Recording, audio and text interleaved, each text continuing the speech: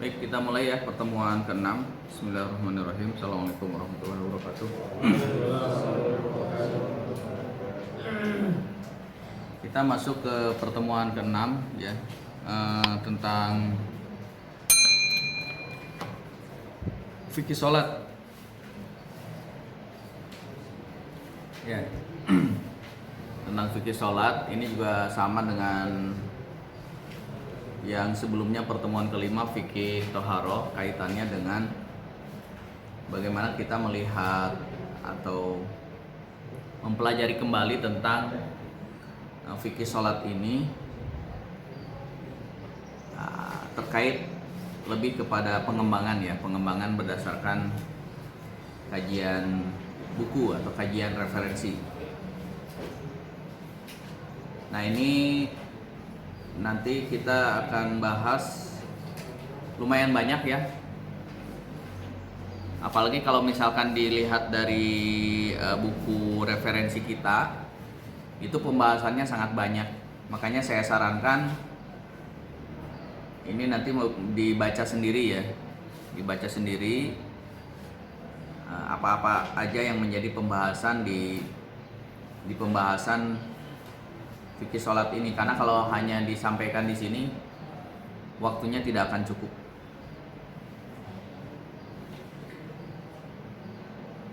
Saya mulai dari sini ya, bahwa mempelajari fikih ini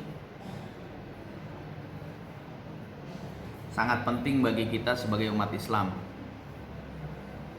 Jadi kalau sesuatu itu wajib dilakukan, misalkan sholat ini kan kewajiban setiap muslim ya, siapapun itu, berarti belajar fikih sholat menjadi wajib gitu. Karena nggak mungkin kan setiap sholat bertanya bagaimana, atau misalkan kalau sebelumnya bagaimana tata cara wudhu, bagaimana cara sholat, bagaimana bacaan iftitah, bagaimana bacaan ruku, bagaimana bacaan sujud dan lain sebagainya.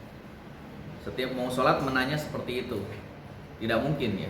Makanya anak-anak kita dari kecil, dari mulai TK sudah diajarkan tentang wudhu, tentang sholat gitu ya. Karena ini menjadi wajib.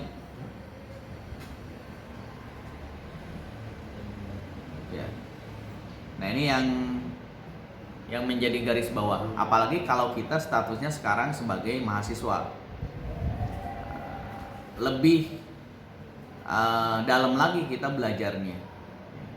Jadi kalau dulu kita belajar hanya untuk kebutuhan apa yang akan kita praktikkan, pegangan kita yang akan kita praktikkan sehari-hari gitu ya. Nah, kalau sekarang kan berbeda lagi. Artinya kita sudah mulai bisa mengetahui juga informasi-informasi atau pengetahuan-pengetahuan tentang fikih sholat ini.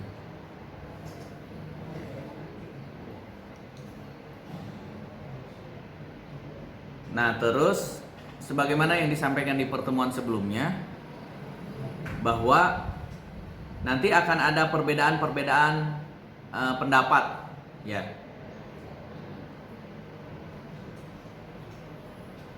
Tetapi kita juga sudah membahas di pertemuan sebelumnya bahwa adanya perbedaan pendapat ini adalah sebuah keniscayaan. Bagi kita adalah bagaimana mengikuti dalil. Ya, mengikuti dalil selama itu ada dalilnya yang bisa dipertanggungjawabkan argumentasi dalilnya. Saya ingatkan lagi, kalau berbicara dalil berarti tidak hanya sekedar Al-Quran dan As-Sunnah ya. Jadi dalil itu banyak, Al-Quran, As-Sunnah, Ijma, Qiyas ya, dan dalil yang para ulama berbeda pendapat, termasuk juga fatwa ya, dari imam mujtahid. Berarti imam mujtahid ini adalah imam 4 mazhab. Ada Imam Abu Hanifah, Imam Malik, Imam Syafi'i, Imam Ahmad. Itu juga semuanya masuk kategori argumentasi yang bisa kita jadikan referensi. Ya, nah ini mengulang saja ya, kaitannya dengan pengantar. Ini materinya sudah saya upload ya di Google Classroom. Nah, mulai pembahasan tentang sholat ini, di buku ini kaitannya bagaimana orang yang meninggalkan sholat, hukum meninggalkan sholat. Nah, di sini para ulama berbeda pendapat. Ada dua atau tiga, ya. Bisa disebut ada tiga. Ada tiga pendapat. Bagaimana hukum orang meninggalkan sholat? Apakah disebut kafir atau dia tetap muslim, atau bagaimana pengetahuan dia tentang sholat? Gitu ya. Berdasarkan keterangan-keterangan para ulama. Karena kita sama-sama tahu bahwa sholat ini adalah wajib. Ya. Yeah. Nah, bagi kita hukum orang yang meninggalkan sholat, pendapat yang menurut saya ini adalah pendapat yang pertengahan, ya, wasatiyah, bahwa orang yang meninggalkan sholat itu tidak langsung dihukumi dia keluar dari Islam, kafir, enggak. Ya, dia jatuh kepada fasik. Jadi Islam tidak keluar dari Islamnya, tetapi tidak melaksanakan kewajiban dia sebagai muslim, misalkan tidak sholat. Ya. Nah, kemudian di sini juga dijelaskan bahwa tergantung bagaimana dia meninggalkan sholatnya itu seperti apa. Kalau di sini orang Islam yang meyakini kewajiban sholat namun tidak sholat, berarti dia dosa besar. Artinya tidak sampai masuk ke kategori kafir, fasik tadi. Tapi kalau misalkan ngaku Islam, tapi dia tidak meyakini bahwa sholat itu wajib, nah di sini disebutkan masuk kategori dia sudah dianggap keluar dari ajaran Islam. Jadi secara keyakinannya saja dia tidak yakin bahwa sholat itu adalah wajib. Berarti kan ini kaitannya dengan al-iman, keimanan. Keimanan ini kan ada tiga gitu ya. Diyakini dengan hati, diikrarkan atau diucapkan dengan lisan, dan dibuktikan dengan amal perbuatan. Jadi kalau keyakinannya saja dia sudah tidak yakin bahwa sholat itu wajib, maka disebutkan di pembahasan kita itu dianggap sudah keluar dari Islam. Tapi memang ini harus hati-hati, karena sekarang sebenarnya bisa jadi kemungkinannya itu adalah kemungkinan yang kedua. Kemungkinan yang pertama maksudnya. Jadi dia sebenarnya tahu bahwa sholat itu wajib. Ya, apalagi di zaman sekarang nggak mungkin ya. Fasilitas untuk belajar itu kan sudah luar biasa.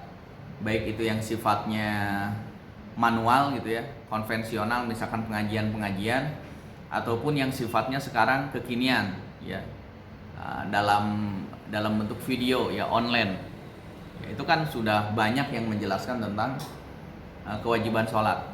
Jadi kemungkinan yang terjadi hari ini adalah dia meyakini bahwa sholat itu wajib, tetapi ya, mungkin tadi belum mendapatkan hidayah sehingga dia melaksanakan sholat gitu.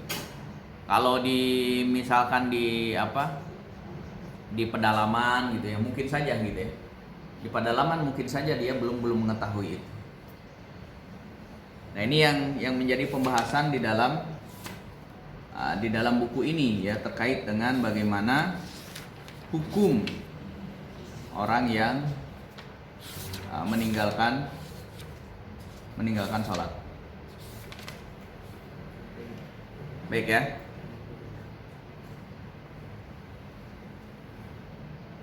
Yang selanjutnya ini keutamaan sholat. Saya kira ini tinggal dibaca saja ya. Identitas seorang muslim, sholat merupakan indikator kesuksesan dalam beramal. Berarti sholat ini kan yang pertama dihisab oleh Allah Subhanahu wa taala. Jika sholatnya baik, maka seluruh amalnya baik, jadi indikator ya. Kemudian sholat potret penghambaan kita sebagai hamba kepada Allah Subhanahu wa taala, ada ruku, ada sujud dan seterusnya. Kemudian yang keempat, ini sholat menghilangkan kepenatan jiwa dari masalah duniawi. Ini sebagaimana yang disebutkan oleh Rasulullah dalam salah satu hadisnya, ya Bilal arihna bis sholah. Ini hadis riwayat Imam Ahmad dan Abu Daud ya. Wahai Bilal, mari kita istirahat dengan sholat gitu ya. Jadi ketika kita sedang penat gitu ya, banyak masalah ya, loba hutang gitu ya, dan lain sebagainya, maka salah satu yang harusnya dilakukan oleh seorang muslim itu adalah meminta kepada Allah Subhanahu wa taala. Jangan ke yang lain-lain dulu, tetapi kita misalkan wudu, kemudian sholat sunnah gitu ya. Sholat sunnahnya bebas ya, sholat sunnah mutlak gitu ya. Ya. Kemudian minta kepada Allah. Setidaknya dengan sholat akan lebih tenang gitu ya. Sebagaimana disebutkan di dalam hadis ini, ya Bilal arihna bis sholah. Dengan sholat akan mendapatkan ketenangan tersendiri ya dengan sholat. Dan yang selanjutnya adalah sholat penghapus dosa dan kesalahan. Sebagaimana hadis Imam Bukhari diceritakan bahwa ketika seseorang mau masuk ke rumah ya, habis perjalanan jauh, berarti kan badannya kotor, tapi di rumahnya itu ada sebuah kolam atau sebuah sungai ya. Dan setiap hari dia berwudu, kemudian dia sholat. Nah, jadi ibaratnya setiap hari badannya ataupun fisiknya itu dicuci gitu ya, dicuci dengan wudu, kemudian dibersihkan dengan sholat. Ini sebuah ilustrasi yang disebutkan dalam hadis Bukhari dan Muslim ini. Tentu saja kita sebagai seorang muslim akan senantiasa bersih gitu ya, bersih dari najis, bersih dari hadas, termasuk juga dosa-dosa kita diampuni. Ini saya kira terkait dengan keutamaan sholat ya, ini bisa dieksplor ya lebih dalam lagi. Banyak referensi-referensi yang menjelaskan kepada kita keutamaan tentang sholat ya. Nah ini hadis-hadisnya tadi saya sudah sebutkan ya. Nah kemudian kita langsung masuk kategori tentang syarat dan rukun sholat ya. Sebenarnya dalam pembahasan sholat ini sangat banyak ya. Misalkan waktu sholat gitu ya, kemudian ada sebelum sholat itu ada yang namanya azan gitu ya, tetapi tidak dibahas ya di sini karena waktunya nggak cukup. Jadi silahkan nanti baca sendiri. Misalkan waktu sholat zuhur, bagaimana waktu sholat zuhur gitu ya, berarti kan ketika sudah tergelincir matahari. Waktu sholat asar, terus waktu sholat maghrib, waktu sholat isya, waktu sholat subuh gitu ya. Ini semuanya juga ada dalam pembahasan fikih sholat ini ya. Baik, kita masuk ke syarat ya. Ya insya Allah ini juga sudah sama-sama kita ketahui. Yang jelas kalau di buku ini yang disebutkan syarat-syarat sholat ini diantaranya adalah menghilangkan hadas, menghilangkan najis, menutup aurat, masuknya waktu sholat, menghadap kiblat. Tetapi dalam referensi yang lain disebutkan di situ ada Islam, berakal, baligh, dan niat. Ya. Ini saya kira syarat sholat. Nah begitupun rukun, ya, rukun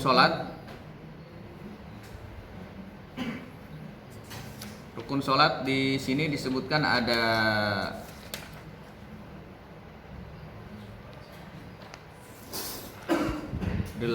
ya, di sini disebutkan ada 14, tapi kalau di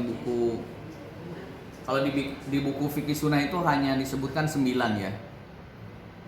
Tapi hampir mirip sih sebenarnya ya, karena seperti ini niat, kemudian berdiri dengan sempurna, ini bagi yang sholat wajib.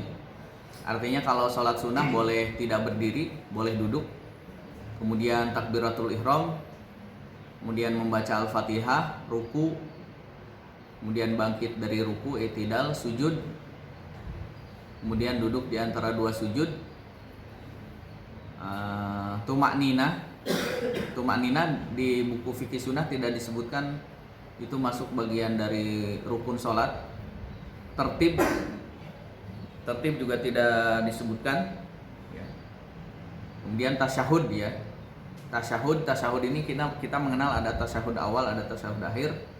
Ada tahiyat awal ya. Tasyahud ini tahiyat awal, tahiyat akhir. Kemudian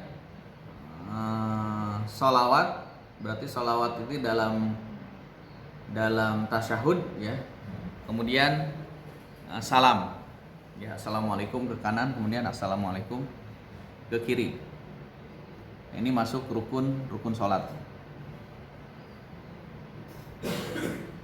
Nah, terus kaitannya juga dengan pembahasan yang membatalkan sholat ya, membatalkan sholat, makan minum, berkata-kata yang bukan kepentingan sholat, sengaja banyak bergerak. Nah ini ya, gegaro gitu kan, nyojarawat gitu ya, terus ya apalah segala gitu kan. Biasanya anak-anak ya, kalau kita lihat anak-anak SD, anak-anak SMP gitu ya, kalau sholat tuh malah segala ada yang ngorong gitu, ngupil gitu ya, ya macam-macam gitu ya. Nah ini tidak boleh ya. Jadi kalau bukan sesuatu yang itu gerakan sholat, maka bisa membatalkan sholat. Walaupun ada beberapa hadis yang menjelaskan kepada kita, misalkan yang pernah saya sampaikan di pertemuan sebelumnya, ketika Rasulullah sholat, kemudian ketika mau sujud, kaki Aisyah ini menghalangi tempat sujud Rasulullah. Kemudian Rasulullah memindahkannya. Berarti kan itu gerakannya lebih dari berapa kali itu ya, memindahkan kaki Aisyah yang ketika Rasulullah sedang sholat tahajud, karena kan artinya kamar Rasulullah itu kan tidak besar gitu ya. Jadi ketika sholat, kaki Aisyah menghalangi tempat Rasul sujud, maka oleh Rasulullah dipindahkan gitu. Atau ada juga hadis yang menjelaskan ketika sholat ada ular ya. Jadi ada ular, nah terus diusir dulu ularnya, kemudian sholatnya dilanjutkan. Artinya mengusir ular itu udah berapa gerakan gitu ya. Jadi itu hadis-hadis yang sifatnya pengecualian bagaimana dia melakukan gerakan selain sholat, tetapi itu disebutkan dalam hadis gitu. Kemudian meninggalkan salah satu syarat dan rukun sholat, termasuk yang terakhir ini tertawa. Tertawa itu berarti kelihatan gigi ya. Senyum dan tertawa beda ya. Gitu. Jadi indikatornya itu kalau tertawa berarti kelihatan gigi gitu, atau kedengaran suara itu sudah tertawa berarti batal. Anak-anak biasanya sholatnya main-main gitu ya, bercanda ketawa berarti sholatnya batal. Ya, ini ya. Ini saya kira tidak perlu berpanjang-panjang di sini, karena insya Allah kita sudah tahu lah ya, sudah paham dan sudah hafal tentang ini. Nah, yang akan menjadi titik tekan di pertemuan kita hari ini adalah tentang bacaan sholat. Ya. Jadi saya dapatkan di buku ini ternyata redaksi bacaan sholat itu sangat bervariasi, sangat banyak yang disebutkan dalam hadis-hadis.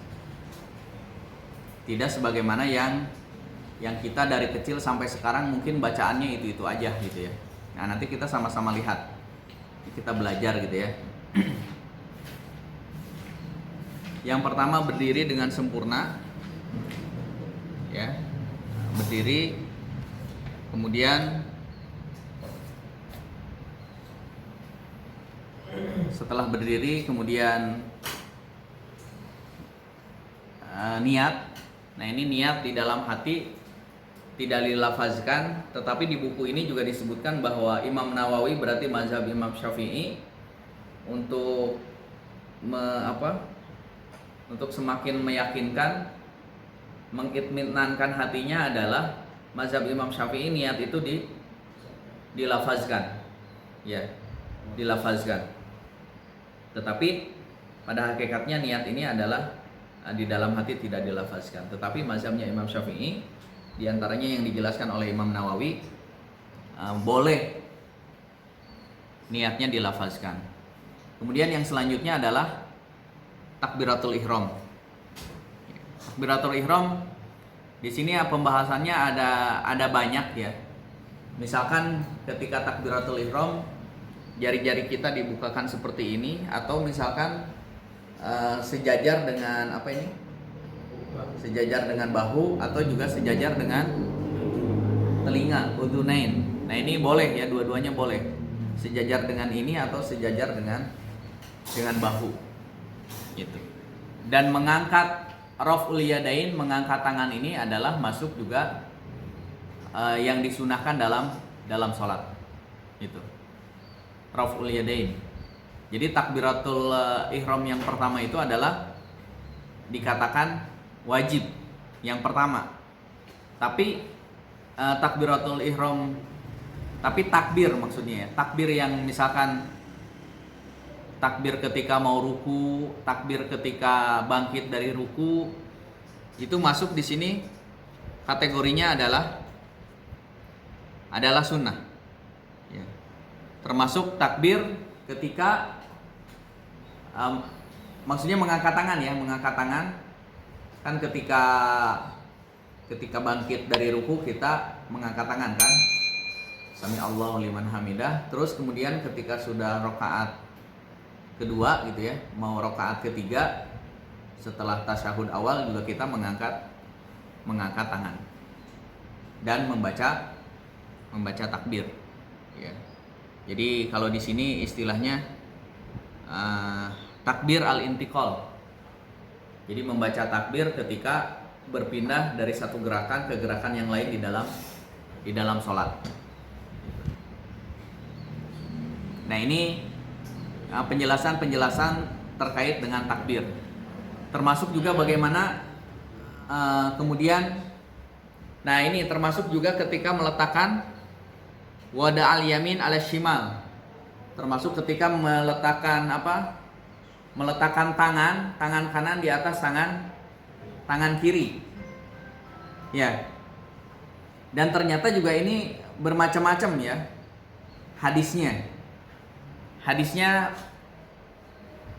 Jadi kalau tadi cara takbiratul ihram aja minimal ada dua ya, sejajar dengan bahu, sejajar dengan telinga.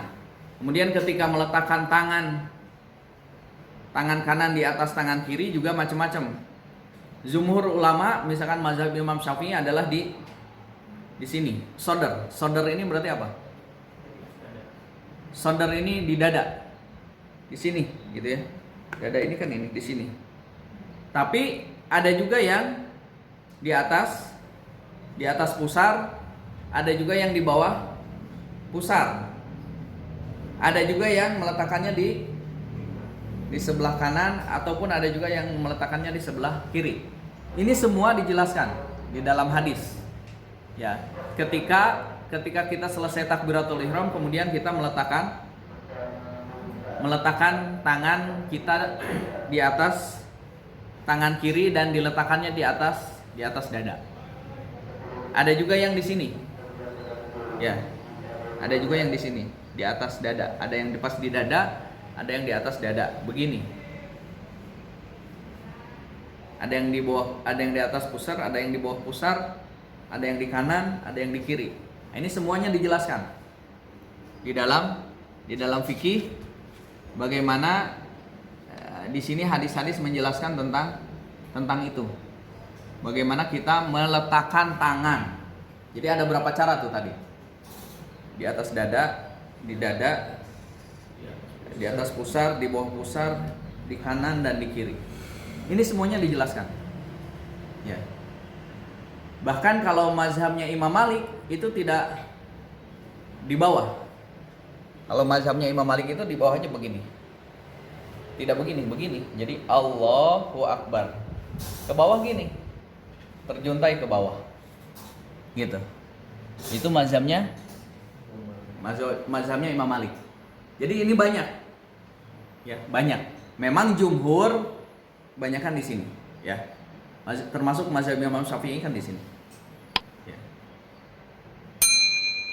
Ini cara meletakkan tangan, ya, ketika sholat.